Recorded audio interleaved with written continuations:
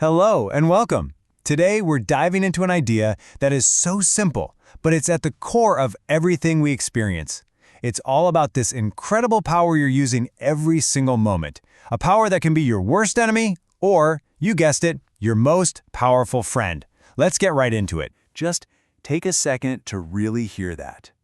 Nothing can hurt you as much as your thoughts. Nothing can heal you as much as your thoughts.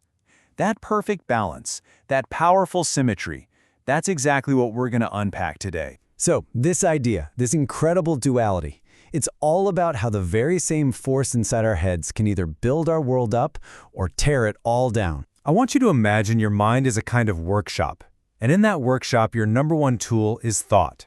Now, just like a hammer, you can use that tool to build something amazing, or you can use it to smash things to pieces. The tool itself isn't good or bad. It all comes down to how you decide to use it. This brings us to the two sides of the coin. On the one hand, our thoughts can feel like they're actively working against us, like our own worst enemy. But on the other hand, they can be our absolute best friend, our wisest guide. We're going to look at both. But let's start with the one we're all probably a little too familiar with, the power to harm. So let's be real about where this internal damage comes from. It's usually not the event itself that hurts us, is it? It's the story we tell ourselves about the event, over and over again. And what does it actually feel like when your own thinking is the source of the pain?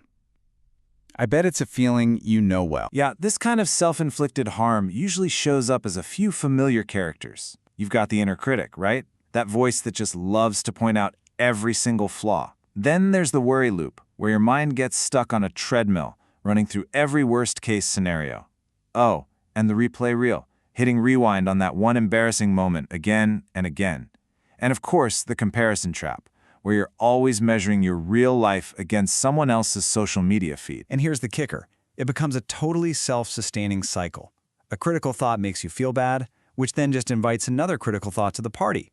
We end up building this little prison for ourselves right inside our own head, one painful thought at a time. But, and this is the most important but, if our mind has the power to create that prison, that means it also holds the one and only key to get out. It sounds like a total contradiction, doesn't it? How can the thing that causes the problem also be the solution? Well, it's because the goal isn't to get rid of thoughts altogether.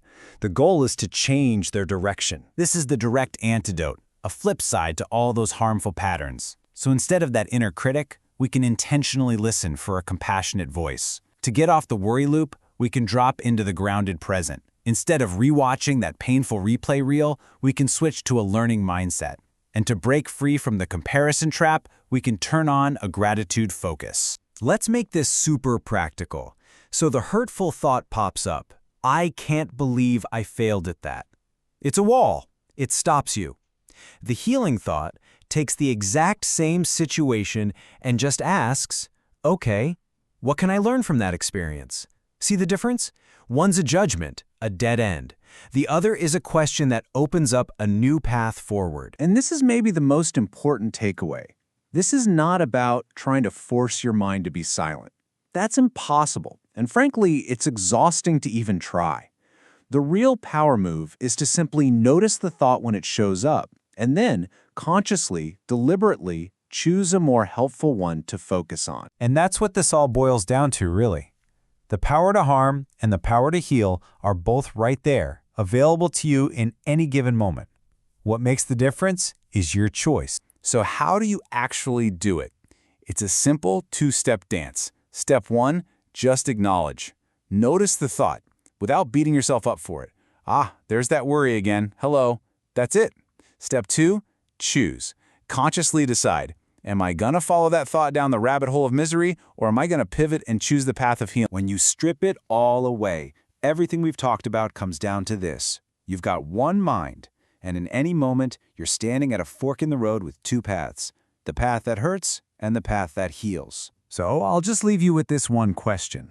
Your next thought is already on its way. You can't stop it from arriving, but you have complete power over what you do once it's here. Which path are you going to choose?